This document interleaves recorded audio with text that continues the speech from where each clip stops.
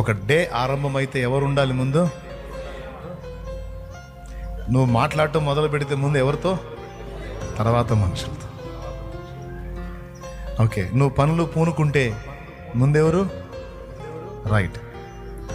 నువ్వు ఏ కార్యమైనా తలపెడితే, ఏదైనా వ్యవసాయం మొదలు పెట్టావు, అందులో పైసలు రావాలని ఎదురు చూసావు. ఎందుకు రావాలి పైసలు?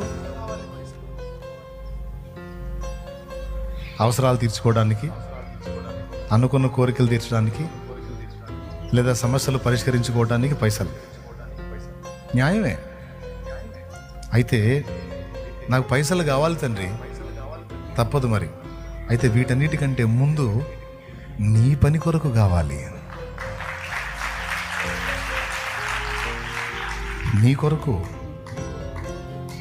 తర్వాత నాకు కావాల్సిన దాన్ని నేను వినియోగించుకుంటా. అయితే ముందు నువ్వు పొలంలోకి అడుగు పెట్టావు, ముందెవరిని? తర్వాత ఇంకేదైనా. నువ్వు ఏదన్నా ఆరంభించు, నువ్వే పనైనా, నీ దినారంభమైనా, నీ పని ఆరంభమైనా, ఘనత వచ్చినా, ఏదొచ్చినా, మంచి జాబ్ వచ్చింది, సంతోషం, బా జాబ్ కొట్టావుగా అంటారు. వాళ్ళకి తెలియదు అన్నారు, కానీ నీకు తెలుసు దాన్ని నువ్వు ఎలా తిప్పాలో. ఆయన దయ, ఆయన దయ. నువ్వు ఎంపిక చేయబడ్డావుగా, ఆయన.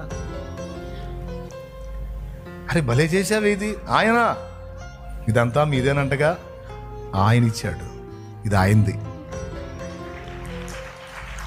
బిల్డింగ్ భలే ఉందే, నో, ఆయన దయ. వాహనం భలే ఉందే, ఆయన ఇచ్చాడు, ఆయనదే, ఆయన కృప.